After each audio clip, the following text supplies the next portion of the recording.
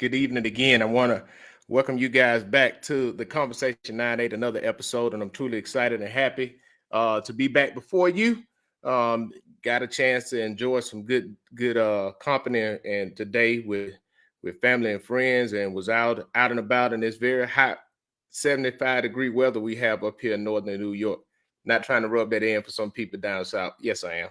But because you guys be talking about us when it come wintertime. But again, man, I'm excited about being on again, excited about another episode. Truly am excited to come before you again. I'm this week. I want to send a shout out to my niece, Megan.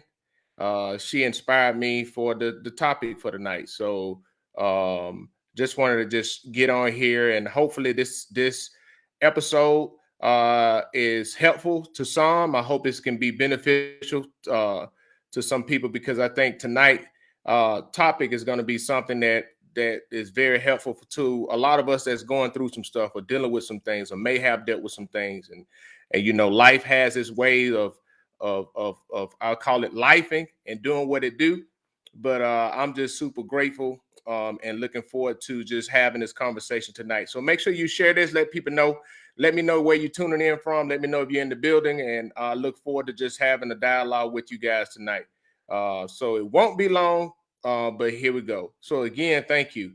Give a shout out to my mom. Good evening to you. What's up, Kevin? Give us up. Good evening to you again. But again, man, I want to send this to my niece, Megan. She inspired me. Had a conversation and just wanted to say that, let her know that she inspired me for the topic we're going to talk about tonight. Also, too, prayers, thoughts, and prayers for my brother, my big brother. Love you, man. It is put it in God's hand. It's very fitting for the conversation for tonight. But again, while you're tuning in, it's an interactive conversation. So feel free to comment, tune in, and hey, let me know what you think. But tonight we're going to go ahead and get started. And what we're talking about tonight is we're talking about things become so much easier when we accept the reality that we honestly can't control nothing. We can't control the outcome of things. And I know that's a hard pill to swallow for so many. It's a hard pill to swallow, even speaking, because naturally we want to be in control. Naturally, we want a sense of control. We are comfortable with knowing what's going to happen. We tend to find a comfort zone in predictability where we know we can have more we can predict what have more influence on what the outcome going to be. But I would tell you, life becomes so much more easier when we get in a space to where we realize, right? Guess what? I don't. The reality is, no matter how much time, energy, and effort I put into this, I have no control on what the outcome is. And there's a peace that can come with it. There is a peace that can come with it. And one of the things is the peace that comes from realizing that you don't have control is really accepting and foregoing and accepting the reality that we can only control. The only thing that we have control over is our decisions and choices that we make ourselves. We don't have control over our kids, even though we may be responsible. We don't have control over them. We don't have control over our spouses. We don't have control over what's going to happen tomorrow. Even driving on the road, we don't have no control over what somebody else is going to do, right? We can just, but that doesn't mean that we have to perpetually stay in a state of fear. But what we can do is get into a comfortable space to say, you know what, I'm going to not spend my energy worrying about things I have no control over. And I'm going to focus my time, energy, and effort into controlling the things I actually have control over. Once you get to that space, you will unlock a huge open door, a huge door of peace for you. You will. I'm telling you, that's where that Philippians 4:7 peace that said peace that surpasses all understanding, right? Because when we get to a space to where we are comfortable enough to realize, right? And I got to a space in my life where, okay. And listen, this doesn't mean that it's gonna, once you do it, it's always gonna be there. No, you got to continue to work on this. But I remember getting to a space to where I just said, God, I'm gonna trust you. God, I'm just gonna trust you. And when I remember to this day when I got to the point to where I was living my life the way I wanted to live my life. And when I got to a space to say genuinely in my heart, I was like, Lord, I surrender. Order my steps. Show me what to do. At that very moment, my life changed. My life has not been the same since I did that in January of 2000. And that was 23 years ago. But my life had not been the same because guess what? I said, I'm going to trust God. And guess what happened? All of the stress, a lot of the things that I was worrying about and trying to manipulate and work out and different things, that went away because I didn't have control. And not only that I didn't have control, it wasn't in the sense of where I didn't have a say so. And I think that's what it is, because a lot of people get upset because when we start talking about not having control and trusting and this, that, and the third, a lot of people, what we do is we look at the things that happen to us in our lives. We look at how other people's choices have impacted us, and we go into a fight or flight mode to where we're gonna fight anything to try to keep everything away, because guess what? We don't want those things to happen to us. And I'm not telling you not to be vigilant. I'm not telling you not to put parameters in place, but I'm talking about the times that we are worrying about stuff that we had no control over. We are worrying about things that we can't influence. We can just hope that can be better. So if what I got to invest into hope, I might as well put my best foot forward, hope for the better, and then prepare myself to control the things I can control, because I can't control that other stuff, no matter how hard I may want to. That's the reality is this, no matter how hard you want to, you can't control what's going to happen with your children's lives. That's why I'm so grateful of the Bible said, bring up a child in the way that they should go, not will go. You can't control how your spouse act. You can't control how your parents act. You can't control how your siblings act. You have no control over that. You can offer advice. You can work those things and build a relationship to where you can influence, but influence is still not control.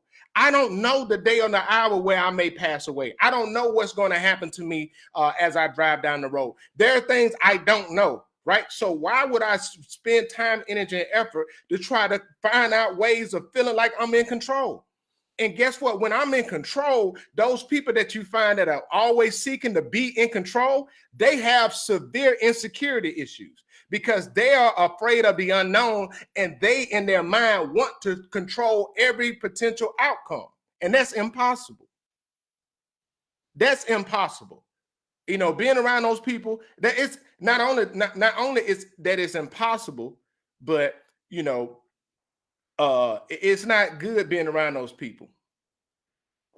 I would tell you, if you ever been around somebody that always have to be in control, they always want to they get upset when things aren't going through them, or they get upset when they start acting all crazy, and they'll start especially when something is not going how they wanted to go. That's on those people got insecurity issues. And I pray for you if you got to work for one. I pray for you if you go to church. There's a lot of them in the church. There's a lot of people that they just got to control stuff. They always got to be in control. And a lot of that is rooted into their insecurities. And their insecurities is because guess what? They are trying to manipulate the outcomes because they want that false sense of control. And to them, it feels like, guess what? Oh, I'm in control. But the reality is they're not. And they don't even realize the impact or how they impacting others. They don't really care because guess what? They're more concerned about their insecurities not being exposed, their vulnerability not being exposed, than to respecting others. We got some comments. Hey, how you doing, Amy Kamel? Robert, what's up, Robert? Hey, what's going on? Mama said, all you can do is enough when you've done all that you can do. And I'm glad she said that. Mama posted that earlier, but I'm glad she said that because that is a very powerful statement. But when we realize that the only thing we can control that will save us, and truly, truly embrace that dynamic, that will save us in a space when we dealing with things that will save us from a lot of guilt. Because when we Monday morning quarterback, when we said Monday morning quarterback, hindsight is always 2020, right? What I look at when I look at those things, and I can go in and I can look at those things, I will always look back and see what I can done better, right? But the reality is, you got to ask yourself, did I do the very best or all that I could do in that moment? And we got to rest assured in that moment. Why? Because this week is 10 years ago, my dad passed away. And I can remember when my father passed away, the reason why my grief wasn't so heavy on me, I did not have grief associated with guilt. Because guess what? When I examined myself, I maximized every moment I had with him. I maximized every moment I had with him, right? And then and that's something that is not so easy to deal with. But as I think back on it, I'm grateful for it, right? Why? Because there's some times and there's some things that we always going to ask ourselves, man, could I have done better? Or could I have done more? Did I do all that I could do in that situation and circumstances, right? And then we'll start going down the laundry list of all of these things we could have done. But guess what? When we get into that space, what we don't realize is we don't pay attention to the things that we actually did or the things that we actually had control of. Think about it. We focus so much on stuff that we don't have no control over that we forget about the things that we actually can control. And that is our choices, our decisions. And I would tell you, once you tap into that, what you'll realize is you will stop wasting time, energy, and effort and focusing on things you have no control over. And then you will really begin to focus on the things that you actually have control over, and that's you. And when you start focusing on that, it's not that you don't think about it. What you will realize is saying is that you will realize that the power is with you. The power is with you. Now, does that mean it's easy? No, that's not what I'm talking about. Listen, it is not easy to forego a feeling of control. Like I said before, we all want that sense of control. We all want that sense of knowing what's going on. Nobody likes to not know what's going on, right? Nobody does not like not having a sense of security, right? And that's not what I'm speaking against. What I am talking about is the things that we have no control over, right? We have no control over. I look at this like this. I remember a program that I was not volunteering for, but I was put in for to participate in, right? And guess what I talk about? I said, you know what? I don't care what the percentage is. It's a 50-50. Either they're going to say yes or no. So guess what? The things I could control to make myself competitive, that's what I focus on. And I submitted my name in it. And I got selected. But if I didn't get selected, I can be comfortable with it because I maximized everything I could control. I didn't put it into other people's hands. I controlled the things that I could control, and I went to work to put myself in the best position that I could, and then I let the rest be what it was. I let it be what it was. Amy said, this is when it is better to walk away from the situation. Yes, and not only walk away from the situation, right? Sometimes the best thing we can do is stop trying to exert our influence in situations and circumstances. Just do what you can do. Offer the help that you can offer the help. Offer the services that you can offer the services. Be there, be supportive. But sometimes you just got to stop trying to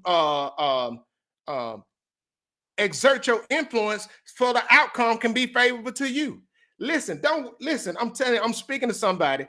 If you got some kids, you got some siblings, you got some parents, you got something that your heart is wanting them to be the best that they can be. And you're trying to control, in a sense, influence, hey, you should do this, you should do this.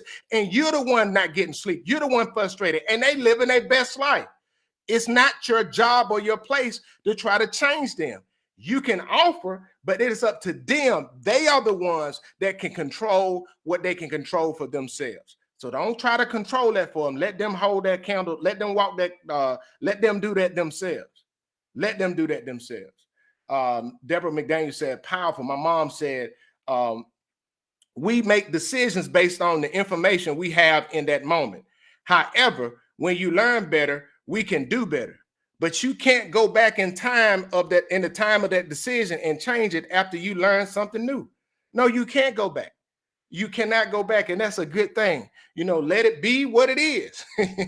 Let it be what it is. Hey, in that moment, did you give everything that you could at that moment? Yes. Let it be what it is. Because I can always go back and be like, man, listen. And I look at it like this, in the Army, we do the thing after every event. We do what you call an action after review, right? And we look for ways that we can improve, right? Even though the event could be something that we met the intent of it, it can even be better than what we planned, but there's always something that we can improve on, right? How do you approach that is really it really goes to how well you can grow in those areas. That doesn't mean that it was bad because you can look back on it. And why am I saying that? Because the same thing, I love to cook, love to burn, right? And then sometimes I would cook food and boom, everybody be like, man, that food was so good. Boom, this, that, and the third. Man, it's so good. And then I'll go and taste it and be like, yeah, it's good. But man, you know what? I could have added this, or I could have did this. That doesn't mean that it was bad, right? But you can always find something that you could have done. And the same thing that I'm speaking on is you can always find something when you look back on it, where there's a situation where you may be tired of something or tired of somebody else and feel like I could have done more. But don't beat yourself up about that. Because guess what? The only thing you can control was your decisions in that moment. And then we can go back and we can learn from it and make better decisions going forward. But don't beat yourself up. Stop beating yourself up about that. Don't do that. It's not worth it. It's not worth it. But this is one thing, right? No matter how hard you try, no matter how much time, energy, effort you spend to convince yourself, the reality is this. The reality is you can't control nobody else but you. You can't. No matter how much you do. Like, you have a lot of influence, like, yeah, with your kids, boom, your kids may be doing it because guess what? You providing something for them, right? So some people will comply with based off of what they can get from you, but that don't mean you can control them. Because when they're not around you, when they're not with you, they're gonna make their own decisions. The same thing with your spouses, the same thing with your parents, or whatever relationship that you have. So the best you can do is hope that your influence is accepted enough that where it can influence certain people making choices. But look on the flip side, how much can somebody else want what's best for us or want something for us that we still make our own decision? Because guess what? We are the ones that can control us. Nobody else can. So don't sit around wasting your time trying to control other people, man. Trying to influence because you want to control. You want to control them, right? And then it's the other thing. This is the other thing. This is one thing they hit, right? Just because you want something better for somebody, don't mean that they want what they want that for themselves. And I know that's a hard pill to swallow when what you're talking about is really good for them. They may be in a situation where dang, you need to make better decisions. Hey, and not only better decision, hey, that's not good for you. I'm seeing the outcome of it. You can go to them with all the passion in the world. You can go to them with all of the facts in the world. You can go to them with everything in the world to show them that, hey, this is a better outcome for you. But at the end of the day, guess what? They still gonna have to choose and walk they walk. They still gonna make their own decisions, despite how much passion you have behind it, despite how much you want what's best for them. They still are the only ones that have the power to control them. They have that power, not you. So don't waste that time, energy, and effort trying to change other people and getting mad at it. Give it to them and let it go. Because they got to do it. They the ones got to do it. I'm so grateful for my mom. My mom told me a lesson when I was a young man, and I was getting upset at my sister because I'm trying to tell her, hey, you supposed to do this, that, and the third. And those that familiar with my sister's always been the person that she's gonna do what she want to do, right? So my mama said, you're only responsible for offering the help. You're not responsible for making them take the help. That's a bar. You're only responsible for offering the help. You're not responsible for making somebody accept the help. And once we get to that space, that'll make it a lot easier for us to realize, guess what? We can't control the outcome. We can tell somebody, hey, don't touch that, that's hot. Don't touch that, that hot. Don't touch that, that hot, right? But guess what? That person that's trying to touch that stove that's hot, they're going to be the ones that are going to have to deal with the consequences of it, even though we don't want them to do it. But guess what? We're only responsible for telling them. We're not responsible for making them.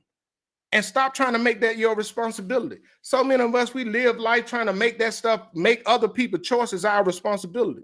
Man, that ain't on them. That ain't on you. That's on them. That's not on you. So stop trying to do that. That is unhealthy for you. And then you'll be the ones losing sleep. You'll be the ones dealing with all this extra stuff because you spending all your time, energy, effort trying to control them when it really boils down to them making a decision to do it on their own. That's on them. Don't do that. I would just say continue to be in a space, right, to where we don't every day, and this is something that I think a lot of people don't really think about, but every day we take chances on things we don't have no control over. And if we really, really be honest about it, those things that we've taken for granted, we don't know what's going to happen when we get in the car and drive. We don't know what's going to happen when we leave the door every day. We don't know what may happen. We don't know for sure if we are coming back home. We don't know. But we get comfortable with the routine, right? And in that routine, it builds a sense of comfort because, hey, I'm used to that, right?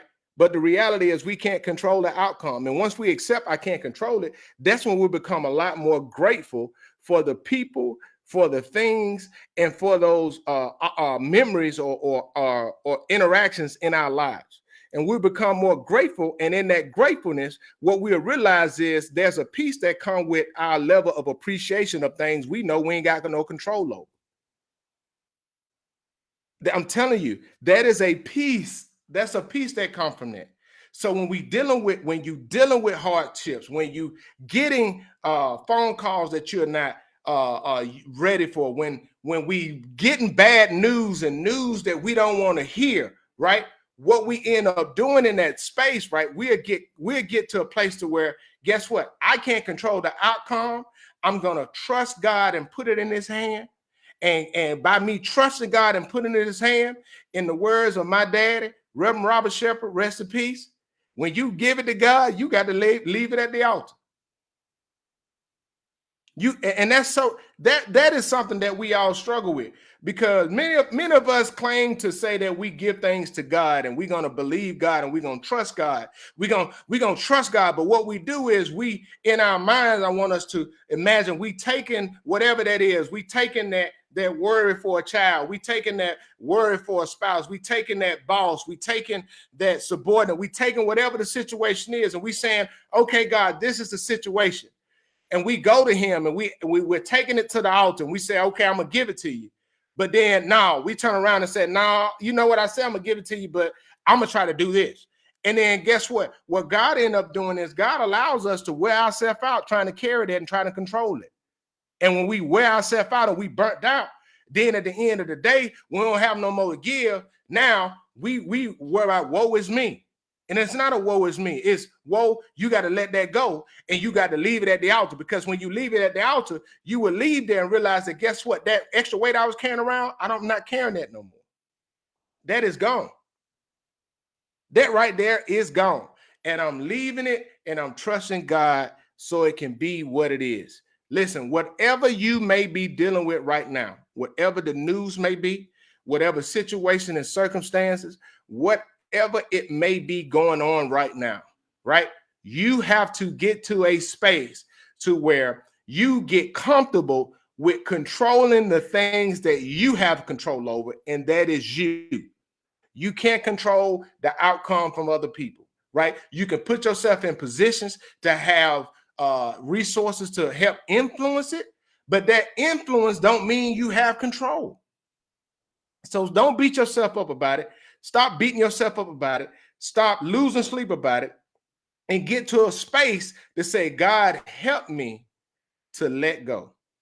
Because as soon as I stop worrying, in the words of the song, let go, and worrying about how the story ends.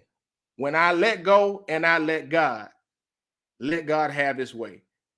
And that's when things start happening, right? And those are the things where a lot of the times the release that we're waiting on God to do is dependent on our ability to give whatever that situation and circumstance to God. And one thing we need to realize is this: the outcome of our expectations may not line up to what God has for it. Not my will, but thy will be done. But in the midst of your will being done, God, give me a peace so that I can handle whatever it is with the grace that you have given me to handle it with. I will tell you, no matter what it is, right? When you give it to God, God will give you a peace that surpasses all understanding. And as I sit here and I think, 10 years ago, my dad passed away. And with my dad passing away 10 years ago this week, right? I can remember my dad asking me in the room to do his eulogy. On his deathbed, my dad asked me to do his eulogy. And something that he said to me, he said, I got a peace about everything, and it's well with my soul. And I'm not worried about where I'm going. But if you're able, I want you to do my eulogy. Now, when he asked me that, initially I didn't want to. Why are you asking me that? Ain't no talking. I'm believing God for you to be healed. But God gave me a peace and said, guess what? It ain't for you to control. And I said, Lord, not my will, but your will be done. And God gave me the strength to do my father's eulogy. And I honor him by doing this eulogy. But God got the glory in the end. Because at the end of the day, I had to accept the reality that I couldn't control the outcome, no matter how much I wanted it to be what I wanted it to be. And I know that's hard. I know the outcomes of things and stuff that we deal with in our lives, we want it to be favorable to what we want. But the reality is, right, we can't control it. So do what you can do. Send up your petitions, right? Do all of the things you can do to prepare for the outcome, but also accept the reality that we can't control the outcome. So if the outcome is not what you want it to be, just know that you have a peace about you did everything you could in your own power, right? And the things that you could control to make it come to pass. I hope this was helpful to somebody. Really do hope this was helpful to somebody. And I dedicate this one to my niece. Also dedicate this to my big brother, Obi. Love you, man. Love you. And, I believe in the power of prayer. I also believe in the power of faith. And I also believe in the power of God's will. In the power of God's will. The power of God's will is that his will be done, not our will be done. And that's something that get into a space to where we lay down ourselves, we lay down our own ego, we lay down our pride to submit to God's will for us, to God's will for those with us, around us. That's a very scary place to be in, because what happens is the enemy try to convince us that we don't have no control. But the reality is the things that we think we got control over, we ain't never had control over. We just worrying about stuff we had no control over. So I pray that this was helpful to somebody. I hope it was, because it's been helpful to me. God, we thank you. And I thank you guys so much for rocking with me. And like my niece said, not my will, but thy will. Will, right? Will, right? Getting to that space. And it's not just about in situations and circumstances in our lives, right? I'm talking about just in everything. Seek peace about stuff. It's so easy. There's a difference between thank you, God. There's a difference. There's a major difference between trying to there's a major difference between standing your ground and you trying to be God. Because some situations and circumstances, right? There's nothing wrong with you standing your ground. Because some things, right? People gonna come at you. They may try to do things to you and try to do some nasty stuff to you. I'm not telling you to sit there and just allow it. I'm not telling you to not to stand up for yourself. That's not what I'm saying. But I'm talking about you when you get to that space to where you're trying to get back at people or you're trying to control certain outcomes. Don't go down that path. Don't go down that path, because that path is a path of destruction. But there's nothing wrong with standing your ground, because this is how you know God endorses it. God will give you a peace about it, and he will have your heart will have compassion towards those who did you wrong.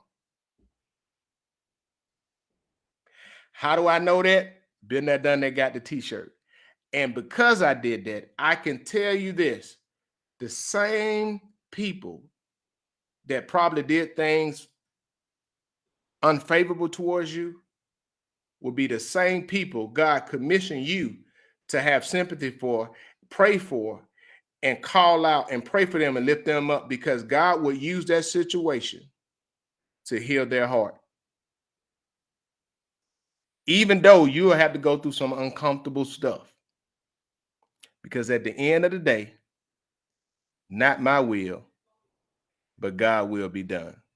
You guys have a great and wonderful week, and I pray that everything works out in your favor. God bless.